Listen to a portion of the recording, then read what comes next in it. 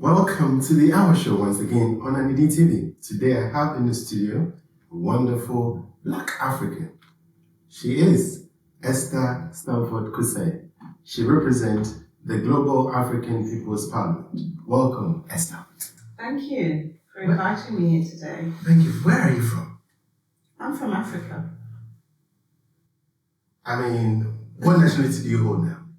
Well, I have a British passport because I was born here. Okay. I don't have a passport for an African country. Right. But I'm an African. You know, just because my parents, who originated from Africa, were born in the Caribbean, and through economic migration, they ended up in the UK, and they happen to have me, doesn't take away my heritage and my ancestry, which is African. Where were your parents from? My parents were born in the Caribbean. My father was born in Barbados. He's now deceased. Okay. And my mother was born in Guyana. Okay. However, they retained their ancestral memory of their African identity, in particular, my mother. My father's history was a lot more complex because he wasn't able to kind of reconstruct his African identity in fullness. Okay. However, my mother certainly did. And she was always told as a small girl that her people were from Ghana. Would you ever consider yourself somebody from Guyana instead of Ghana? Well, I'm entitled to Guyanese citizenship.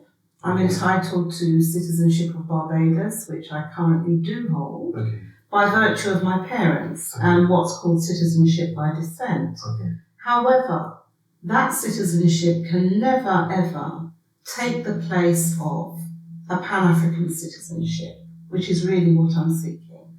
What is troubling is, most of every Pan-African I've come across reside in probably the Western world, and yet they kind of advocate for Pan-Africanism. What is it all about, this Pan-Africanism? This Pan-Africanism is really about seeing the unity and acting and organizing in unity as a whole, recognizing that we are one people and that we are one nation, and that we have to reconstruct Africa along the lines of this one nation, not under this kind of separate states, that many of them are unviable states that have really been established to benefit Europeans and European economic and trading interests. Would you ever consider your presence in the United Kingdom is or was an asset to yourself in terms of growing up, in terms of your education, everything? Would you give them credit? Give who? The British? The British establishment? Yes. The British hierarchy? Yes. No. Shall I tell you why? Tell me why. Because I'm part of a movement called the International Social Movement for African Reparations. And every year, on the 1st of August, which is commemorated as Emancipation Day, in many of the former colonies of the British Empire, including the Caribbean, I know it's commemorated by some in Ghana. And we hand in a petition every year to the British Prime Minister that is really calling for dialogue by way of an all-party parliamentary commission of inquiry for truth and reparatory justice. And every year, the British government tells us that they do not believe that reparations are the answer, which is really what the purpose of this commission of inquiry would be. And there is a total denial of the crimes of Britain, which actually took my family out of Africa, ended up kidnapping them and trafficking them to the so-called Americas, or Abya-Yala, as the indigenous peoples of the Americas call it, the Caribbean, and which is why my parents ended up being in the UK, because they came from a time in so-called newly independent Caribbean states when there was labor shortage, there was hardly any work, very limited opportunities, and they came to Britain as colonial subjects to help rebuild Britain after the so-called Second World War. So why would that is why I cannot just say, I'm going to give credit. If Britain doesn't acknowledge the historical debt to my people, okay? Well, And they've us as their legacy. Hold on. They brought you up. They gave you shelter. They gave you food. No, my mother brought me up. My parents brought me up. Through their proper system, through their proper systems. And that is where we sit where we are today. And let's go back to reconstruction of Britain. No. I'm here. I'm here as Osajifo Kwame Nkrumah said in his message to the black people of Britain in 1968. He told us that we are here because this Britain, the so-called mother country, as many of our people who were colonized at that time, including, you know, some of my own family, I have to say, believed that Britain was their mother country, is because the mother country was strangling their nations at home in Africa and the Caribbean. So we're here because of these forces of history. We're not here because Britain wanted to do something good for us. And the current Windrush scandal teaches us that. It's very bare for all to see, the injustices of how we came to be here. It was to benefit Britain because the so-called indigenous British people, which again, we have to, you know, take that on, advisedly, were not able to do the amount of labor and work that was needed to reconstruct Britain. Good. Having said that, since we are so genius in reconstructing other countries, why are we not reconstructing Africa? Why are we not putting a lot into Africa? We built the White House, but probably with a proper planning and proper guidance. If that is the case, why are you not advocating for the white to assist us? Say, look, we help you reconstruct your country. We believe it's time for you to help us rebuild our country. Why are you not doing that? The reason why I'm not doing that is because my understanding, or overstanding as we prefer to say, is that many of the European elites, many of those who hold political office, many of their so-called economic leaders, who are part of modern day corporations, which if we know the history of corporations, you know it started with the enslavement of African and other indigenous peoples. So much of the wealth of our homeland is still being extracted from Africa. So that is why. Who is it to blame? But I'm answering your first question about why I'm not asking white people to come and help rebuild. So their way of helping Africa is to help themselves. And there was a report by a British NGO in 2016, Britain's New Colonialism by War and Want. And it showed us that $1 trillion worth dollars, and this is a very conservative figure of Africa's key commodities, are being controlled directly by 101 companies registered on the London Stock Exchange, many of whom you could call British companies. So in effect, the wealth of Africa is still being extracted today in far greater levels than has ever happened in history.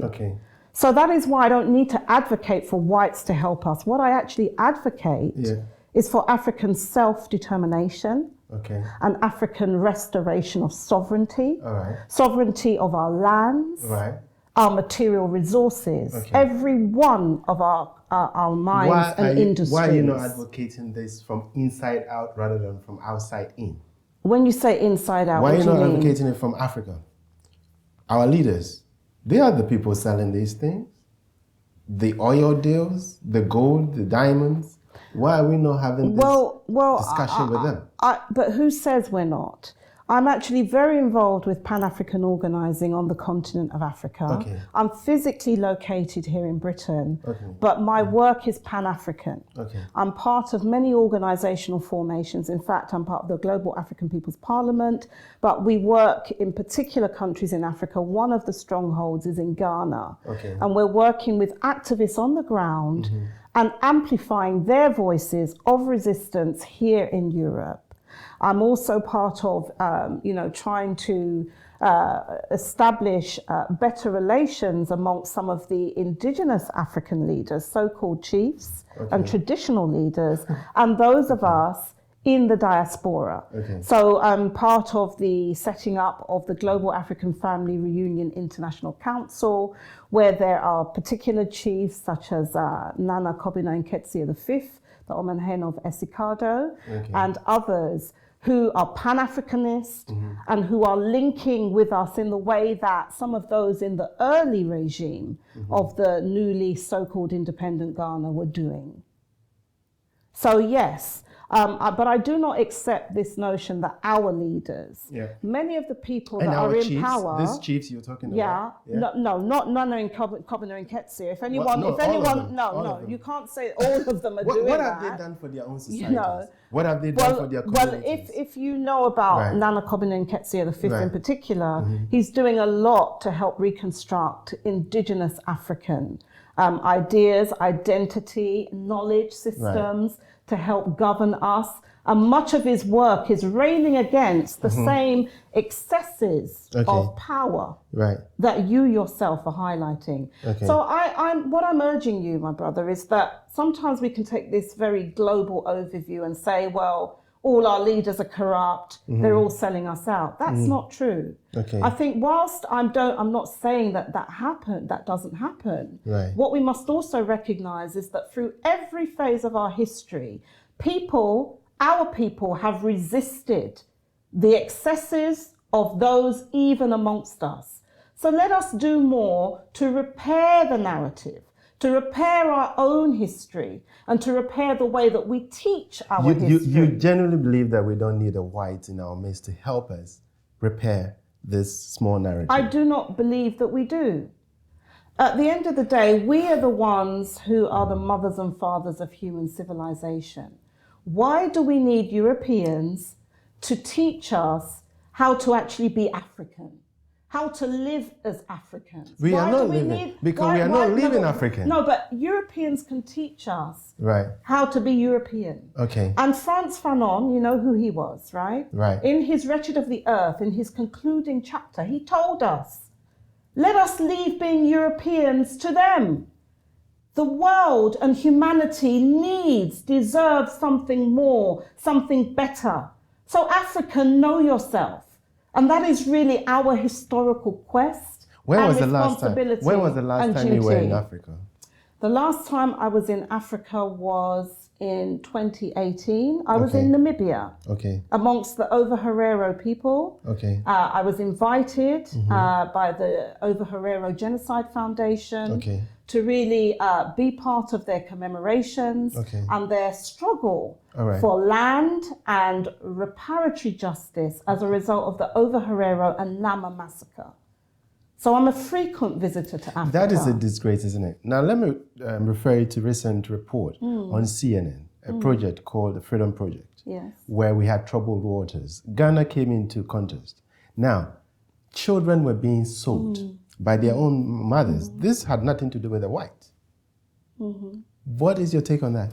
Well, my take on this is that the economic system, the political system, the spiritual, even so-called, I'd say actually religious system. I mean, all over Ghana, all you're seeing is these European images of a so-called Jesus, when we know that if you even study European history, that was not what Jesus looked like. These were just some people that famous painters took off the street, So our minds are colonized. And the fact of our minds are colonized, And the fact of the matter is, the condition of colonization and its modern day legacies of neo-colonialism are still disaffecting us as African people, which means that for some of us, they feel they have no choice but to give up their own children. Now, rather than just blame them, let us look at the system that has put them in this position. What system? And the same system of neo-colonialism. That's not true. Yes, it is. How? Because neo-colonialism is the actual system, the economic system, political system that governs much of Africa today and other colonized places, colonized countries. You still have the chiefs. You still have those chiefs. But what are they doing to help? The chiefs have limited political authority in a modern day nation state like Ghana. Do they need an authority to help their own kind? But I'm not saying that some chiefs are not doing enough. Would you say most of them are hopeless and useless? I would say. Would we abolish them? What, the chiefs? Yes. I wouldn't abolish all chiefs. I think that we need to repair the corruption that has set into many chieftaincies. And that has... But before we pull a house down, there's a proverb that says, before we pull a house or walls down, let us understand why they were erected and built. So I'm not for this idea that we just need to abandon everything that is there now. We have to look at what is serving our interests, what is no longer serving our interests, and how do we then either eliminate, eradicate, abolish, or reconstruct, renew, restore, and repair those things to serve our interests. You talked about extracting of our ornaments, gold, what have you, to the Western world. Yes. And they have our ornament. Yes. A lot of the wealth of our resources are being extracted. Correct. Yes. Now, let's look at countries like Congo, Sierra Leone, Liberia.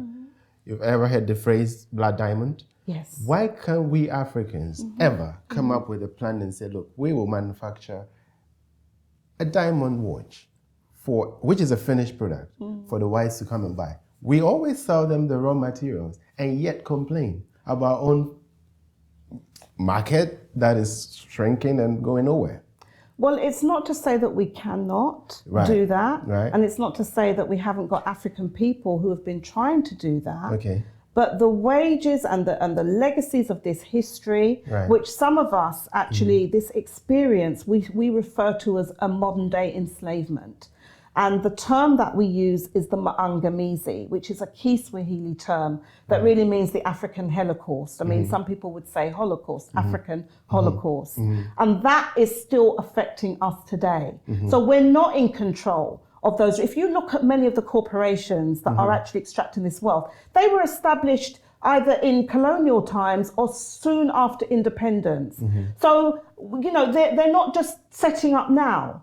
And they have got a head start on actually developing the, the economic power, the military power to even defend those resources. Because as you will know, many of these corporations operate with private military contractors. Now tell me, private military contractors, like what? Who are guarding these what? mines, who are stopping Africans from actually taking these resources. Africans from taking the resources? Yes. Let's go back to your chiefs. Let's go back to your chiefs. What we would do, actually, we had the ornaments. We had them. Okay, we had them. We just didn't know what to do with them. Well, the thing is, it's not that we didn't know what to do with them. What we didn't do is create the system of capitalism, which was about mining the hell out of the earth. Now, you are living in Britain. You will know that the British government unilaterally the other day adopted a climate and ecological a resolution on declaring a climate and ecological emergency. So when you're saying we didn't know what to do with them, our indigenous knowledge told us that it is not sustainable to mine the resources out of the earth. The earth is a living, sentient being. It is our mother. So this idea that we can just go and take resources and make them into commodities so that people can wear trinkets and diamond rings. Whose idea is that? Is that an African idea, or is it a European idea that is in an African mind? Tell me, my brother. Chiefs were wearing those already. Yes, but they were wearing it as part of, if you like, symbolic, ceremonial, decorative purposes. They wore it every day. You know, but it wasn't about. Most chiefs saying, well, I am so wealthy and this, that, and the other. So when you're saying we didn't know what to do with it, I'm challenging that view. Because I'm challenging the notion that it is correct and just. If you look at the actual despoilation of the environment, where lands, waters are being polluted, even being able to, the toxins in our food systems, and you're going to say to me that this is the system that we need more of? No, my brother, that is the system of death. And whether it's an African or a Chinese or a European advocating it, that is not something that people like me stand for. And so this is where the struggle comes in. Thank you, and this Esther. is where the battle has always been. Thank you, Esther. We take a quick break, and when we return, we'll talk more. Maintaining a presence at the forefront of a global issue with the desire to help others come to a resolve in personal and business affairs is why NDD Legal and Immigration Associate was established. We specialize in overseas British passport applications, bails and temporary admission, deportation and detention cases. The profound pattern in achieving positive results with fragile cases in immigration, nationality, European Union and human rights law, adoption, marriage, divorce, litigation, and so on, up to date, has been broken, and that is why our client base continues to expand. We also do representations at the UK border agencies and overseas consulate, human rights law, and settlement and leave to remain applications. We have the right keys to unlock any case across the spectrum of law, locally in London and across the borders in Ghana, where our other branches are established. We are located at 44 Broadway, Stratford, E15 1XH. Our telephone number is 0203 1300 751. Welcome back. Thank you. Just before the break, I was talking to you about these chiefs. Yeah. You said, what were you saying about their ornaments? You said they only wore those ornaments I said in our traditional systems, according Right. to my understanding, Okay. they were ceremonial. Okay. Right. It wasn't about necessarily, oh, look how rich I am, because these were a lot of the time community property. Okay.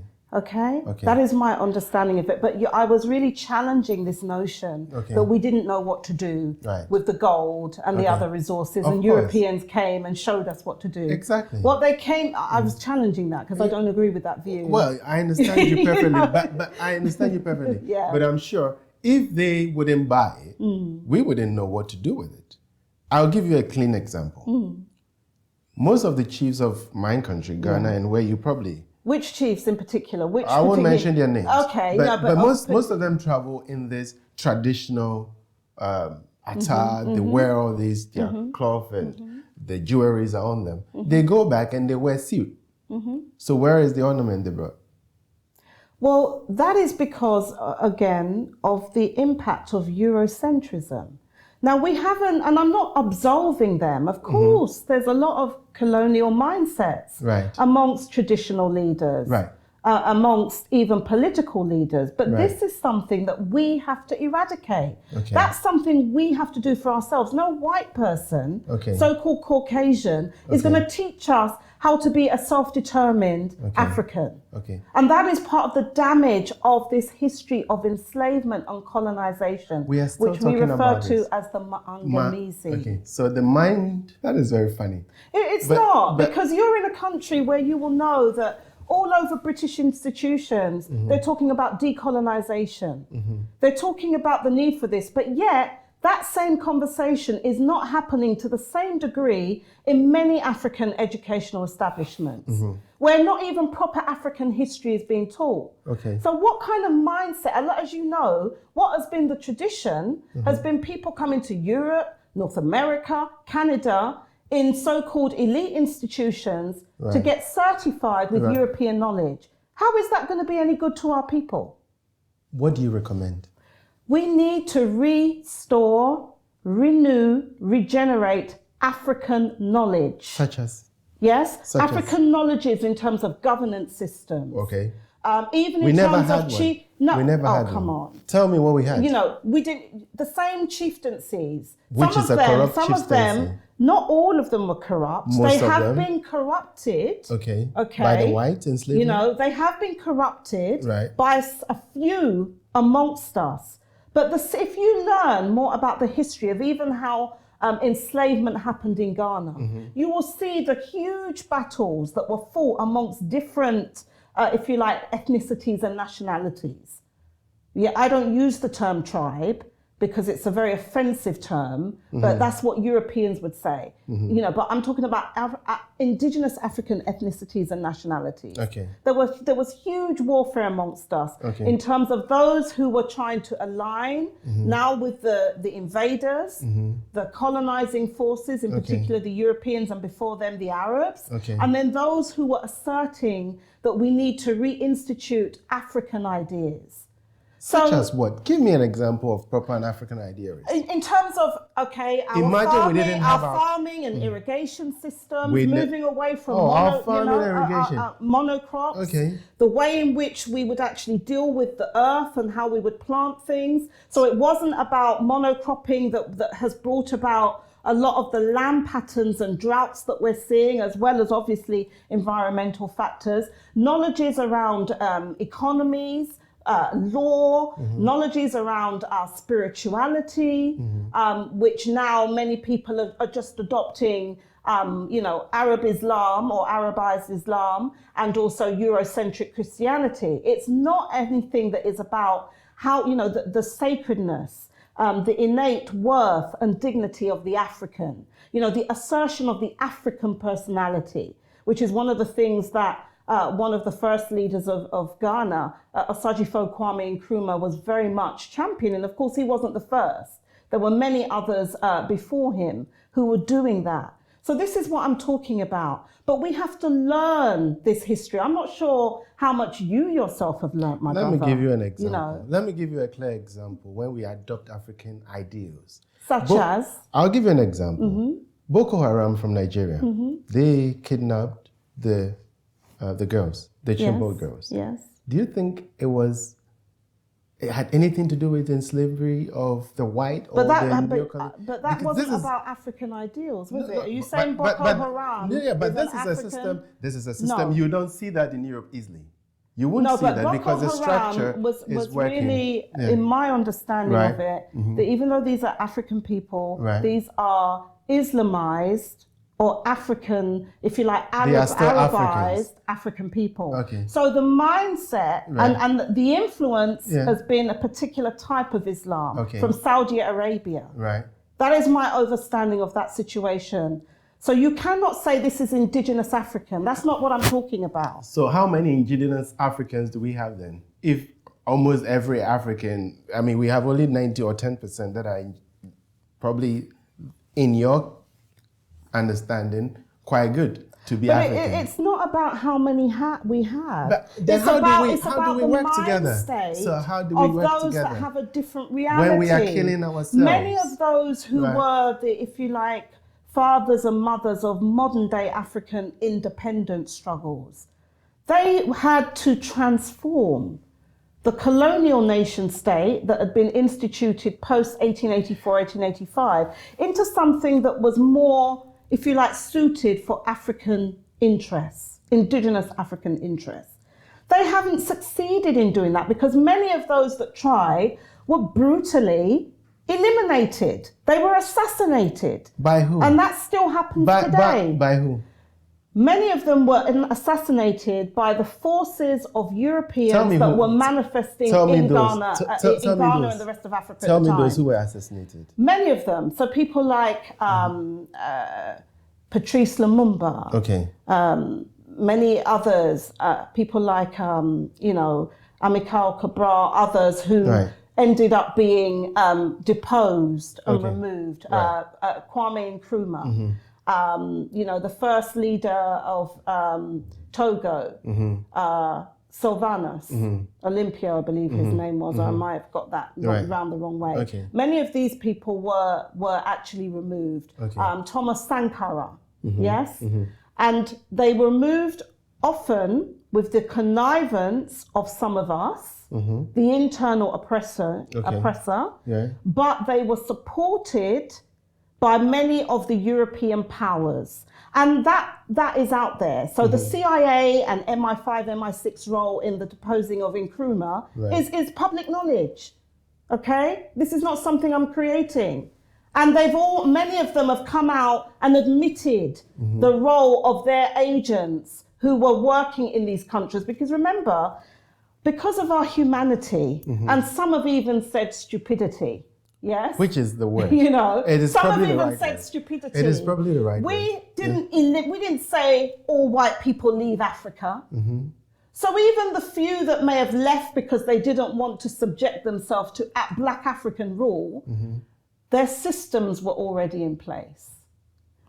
The system of religiosity was in place. And once an African child learns that the deity, and they see an image of a deity that is a European, then for their whole life, they're going to defer to Europeans. That is the damage that is being done. Right, but now you had Osagyefo Kwame Nkrumah who came into power, Thomas Sankara. You have all the rest.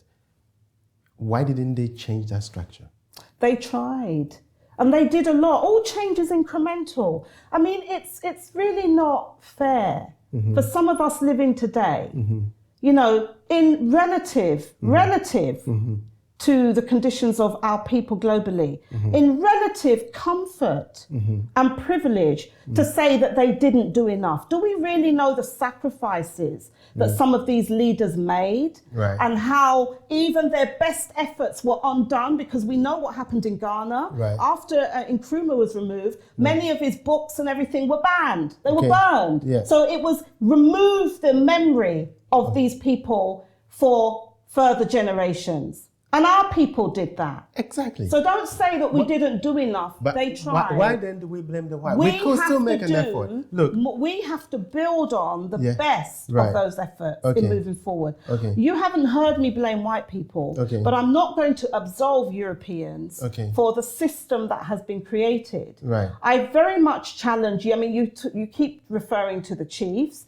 I would actually put more emphasis on the heads of state and the governments in terms of neo-colonial governments. I notice a lot of your condemnation is just reserved for chiefs. But actually, we need to talk about the government. You're right. Because even today, you know, with Notre Dame burning, why is it the head of state of Ghana is talking about sending funds there to help rebuild this edifice in Europe? What about that money being used to develop education, healthcare systems in Ghana? Thank you very much. But that is where I'm having a problem with. They left us long time ago. They left us a long time ago. And if we were actually truly brought here to reconstruct their countries, then we should have so much left to reconstruct our own. And yet we are actually licking their lips and running to them for every single thing in terms of some aid. Some of our people are. The elites are. The ones that can benefit from the trappings of Eurocentrism. Those that when they're sick, they can afford to get on a plane and come to the best hospitals in Europe or America or Canada. Let me give you an example. Ebola, HIV and AIDS. You know how it all originated in Africa, for instance. How did you think we were going to resolve? I know that they were created. Okay, so why did we allow it to be tested in Africa? Because of, again, the leaders that are there. I don't refer to them as my leaders. Because they don't represent me. They don't represent people who think like me. They don't represent even the Africans that I know that come from specific countries, that many of whom have actually had to flee these repressions because of political repression and so forth, when they were championing some of the same ideas that some of the early independence leaders were championing. Those who were continuing those ideals, saying that we need to restore ourselves, we need to take responsibility for reconstructing our homelands, our countries, and actually the resources going to our people. Many of those were actually chased out of their own countries in terms of, they've ended up being political exiles in Europe and other countries that would give them exile. That is the contradictions, or those are the contradictions of neo-colonialism. Let me give you an that example. We're grappling with. Look at Nazi Germany. Yes. And the sort of tribulation they went through, the Jewish. They still learned to live over it and work for a common purpose. Yes, but the destruction, but we're talking about European nations. They didn't go through the level of destruction of their culture, of their kind of material reality as happened. But we are destroying Africans. it. Africa, look, and I understand you perfectly. But we are the ones, the rest of Africans who were left behind, not the slaves, are the ones destroying it. No, those who have, if you like, been given access to the colonial nation state. So if you look at the early histories after so-called independence, you found that the elites, the ones who were elevated as chiefs, were the ones that were often collaborators Okay. with the same Europeans. Okay. And then their families were the ones who inherited some of those positions. So we need to dissect this history that we're talking about. And let us emphasize a people's history of Africa, not the history of the collaborators, not the history of those that sold us out, but the history of those that resisted that. Which and is that very history few. it's not very few. Right. Because I'm working with people in Ghana today Okay. who are resisting, but unfortunately, people in media, even independent media, are not elevating their voices. They're not amplifying their campaigns because we're looking for big changes. We're looking on, if it's not on CNN, if it's not on the BBC, we're not paying any attention to it. Okay. So let us all look at our own complicity in maintaining this abysmal state of affairs. And that includes you and me, my brother. We previously spoke about Africans in Western world occupying seats of government. And you disagreed with me. Yes. In the UK, we have enormous people of, different ethnicity in government, and they are doing quite well. Most of our leaders travel here to study, and when they go back, they do nothing. What's your take on it? It's the mindset. Now, when I'm a reparationist, and that is about repairing the harm of the Mangamizi, which is the African Holocaust. Okay. And in its three phases of enslavement, chattel enslavement, colonialism, and now neo-colonialism. Yeah. Now, of course, I don't have any respect for those that have no respect for themselves or their people. Okay? Right. And when you mention people doing well here, at what price? They're doing well in, if you like, European terms. The more those who are most menticidal, where their African mind has been, made extinct. Those are the ones who are elevated and who this global system of white supremacy racism tolerates. Anybody who speaks with an authentic African voice. That speaks about those struggles, those are the ones that get marginalized. And you mentioned MPs in British political parties. You can talk about African people and people of African heritage in, say, the Labour Party, the Conservatives, even the Green Party. But those parties are not African parties.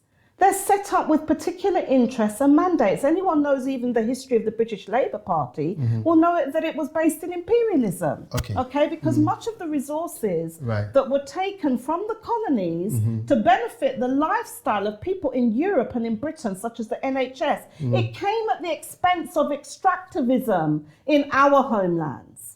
So we cannot rely. We should have enough resources. We cannot rely on those people to represent us. We need autonomous representation, which is why the Global African People's Parliament has been one institution that has sought to do that. You keep on talking about the problem, but some of us represent and are seeking to be the solution to that problem. You cannot resolve these problems without the help of the whites, since they are in charge of us. No, I don't agree with you. We can work collaboratively with some allies who know that to be on the right side of history means giving up some of the power and actually joining with us to defend and reclaim those resources and wealth that have been taken for us. I know some white people like that. These are the people that we can work with. Since independence, Ghana has never had a foreign, i.e. white person in parliament. We have them here. We had Barack Obama rise, to be the president of America. And yet, he took Gaddafi out. What's your take on it? Well, when you say there's never been a white person in parliament, they might not be figureheads. But a lot of the resources and their ideas, because you've spoken already about where many of these people get so-called educated, which is really miseducation. Oh, really? So in countries like Britain, many of them are coming to Oxford, in Cambridge. Yes, it is. It's a Eurocentric curriculum. What did we have? And it teaches us to be subservient. Yes? That is why there's a big movement all across even South Africa in terms of decolonize the curriculum. Rhodes must fall. There was a UK variant of that as well, and it's gone wider. And even in Britain, many of the universities are beginning to look at their colonial roots, okay? And how they themselves were used as institutions to proliferate ideas of eugenics and ideas that promoted the racialization of human beings, including African inferiority and white superiority. Do you understand it? If we abolish everything they've taught us, from education to our legal systems, then every structure in Africa must fall. Yes. What are you intending to replace it with? Yes. Well, that process has already begun. Tell me. That process in terms of, so I mentioned at the beginning of this interview, GAFRIC, the Global African Family Reunion International Council, working with the Global African People's Parliament. One of the ideas that is an intergenerational idea, goal, platform, has been about African unity. And so even now, the neo-colonial leaders talk about a united African states or a United States of Africa. But what that's doing is just uniting these countries as they are, the same colonial borders, and we know that that will never work for our people. We've had 50 plus 60 years of that, okay? And in fact, it's getting worse. That nation state itself, these nation states are forms of structural violence. They were designed not to benefit us.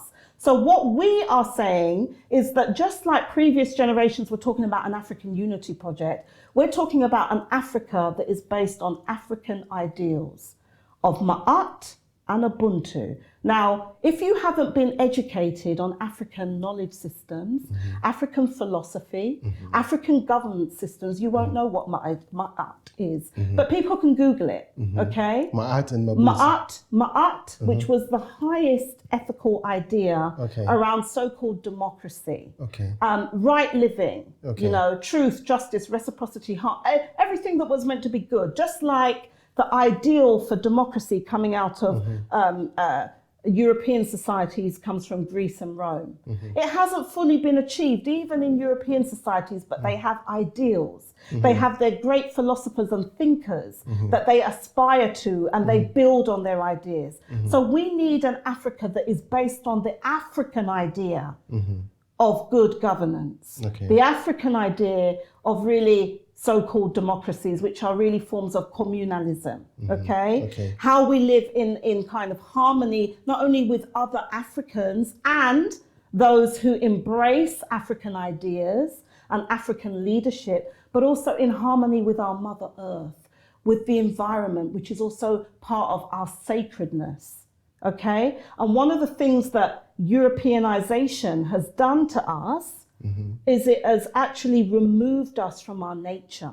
So we're no longer wanting to live in harmony with Earth. And then we wonder why. When you say we don't want to... In terms of... Tell me, In terms of the kind of urban planning that is being done, cutting down of trees, you know, some of which actually are the lungs of the planet.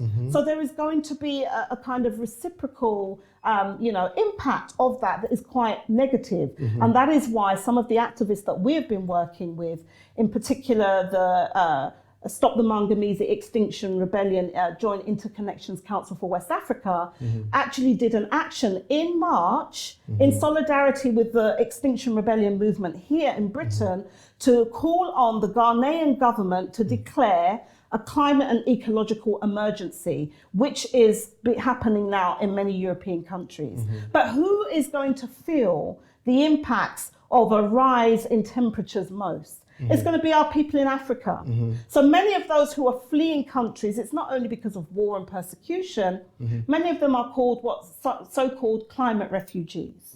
Droughts, rising seawater, you know, Hurricane Idai that we had, Cyclone Idai that we had the other day, that, you know, literally whole cities wiped out overnight. That's what we're talking about. And that's what we have to avert. So our people for centuries have been in the front lines of these struggles for so-called environmental and climate justice. And we now have to rise again to be in the vanguard of that movement and looking at repairing the damage that many of us are still continuing. We didn't start it, but we're continuing it. So the movement for reparations is not about money. There is compensation, which is only an aspect of it, but there's no reparations in terms of compensation or money on a dead planet. Yeah? And this is the urgency of the time. What we're replacing it with is this notion of Ma'at Ubuntu Man, which is a state based on the highest ideals of Ma'at and Ubuntu. And Ubuntu, from the Bantu-speaking peoples of Southern Africa, talks about our human interconnectedness. So you seem to have this concern with white people and us somehow, you know, and that for me, that's part of that's part of the colonized mindset that we somehow seem to feel that our redemption lies in other people. Right. Now, I'm not judging you for that. No, it's true. I believe our redemption lies in us. Yeah, it does. Yes. But we are not helping ourselves. If you've been to Ghana, we're not doing enough to help ourselves. I agree. Since we came here to learn so much. But that is why people like you with these reconstruct. Have to create the platforms where we can hear other voices. You don't have to agree with me, my brother. Of course. But I really do even appreciate you together? allowing me to have this few words in discourse and dialogue with you today. You're most welcome. And of course we can and we will be working together. Can your organization and other white work together for a common purpose of probably realizing African ideals and instilling it in Africa? But it's possible only if Europeans and other non-Africans who are not racial and don't racialize themselves as African people, if they respect our histories, our culture, our right to exist, our right to lead ourselves and think for ourselves. None but ourselves can heal and free our kind. And in this notion of this repaired Africa, which we in the Global African People's Parliament refer to as Ma'at Ubuntu Man, and it's being very much championed by reparationists in London who march through on the streets of London on the 1st of August as part of the African Emancipation Day Reparations March. But there is this notion of Ubuntu Dunia, which is really everyone else. Because what we argue is that Africa, even the best of us as African people, can't do it all ourselves. It also is going to have to require those other people from other ethnicities and nationalities who have a similar idea and who are also, you know, seeking social change in their own countries and who are also standing on their own forms of nationalism, because true nationalism is internationalism. Because if you respect your own nation, your own culture, you won't have a problem with someone else respecting theirs, as long as it's not anti-people. So Ubuntu Dunia is this vision of a world of many worlds that is based on Ubuntu, which is really about how do we now interrelate as members of the human family. But what that will require is also many of those who have been colonized, internally colonized, including Europeans, because in the UK, we know we've got the 4 countries, and there's still colonization of some of the European nations. It requires them restoring and going back to the best of their own indigenous traditions, where they were in harmony with nature and the earth. And many of them were deemed to be witches and burned at stakes in the so-called Middle Ages. That is how they dealt with their own. Many of those who fought for communalism and kind of commoning of lands and resources ended up being hanged, including some of us who were Africans who were in this country. That's part of the history that we have to reconstruct. So it is possible that we can have Ma'at Ubuntu Man, which is our, if you like, post-reparations Africa, and that be part of an Ubuntu Dunia. And we who are working with many of the activists in Europe who are part of Extinction Rebellion, this is something that we are promoting. We are seeking to influence many of those Europeans who also want to work in solidarity with us as part of the Extinction Rebellion Internationalist Solidarity Network to achieve. When is the next march? The 1st of August. which many of us refer to as Mosiah, because, you know, we're taking away the Roman kind of months and naming of months, and we're seizing back our power to define our own reality. First of Mosiah, in terms of Marcus Mosiah Garvey, so many of us in the diaspora renamed so-called August to Mosiah. And we marched from Brixton, Windrush Square, very appropriate, to Parliament Square. And then a delegation of us from the Stop the Maangamizi, We Charge Genocide Ecocide campaign, hands in a petition, which is the Stop the Maangamizi petition, and people can Google that, people can sign it, because the idea for this all-party parliamentary commission of inquiry for truth and reparatory justice is that it would actually hear testimony from many of our people, African humanity, that were colonized by Britain. So Africans in Ghana, Africans in Nigeria, Africans in the so-called Caribbean, Africans, because the British Empire was global. Do you still believe in African Union? No, because it's not fit for purpose. The African Union is not controlled by African interests. Come on, when you have an entity where the funding, 60% of the funding comes from non-Africans, that's not a union for African people. And what we're seeing, and you have quite rightly highlighted, the selling of our lands and resources by some of those who are in government today, in neo-colonial Bantustans that are referred to as African nation states. And on that, I agree with you. Wonderful. Esther, you've been marvelous, and I like you. Okay? Thank I would you. like to welcome you again before the march. Oh, please. August. And we want to, yes. Okay. Please, we invite all those of you that can come. You are welcome. We always have African representatives from many different African countries, ethnicities, nationalities, and campaigns. Join your people.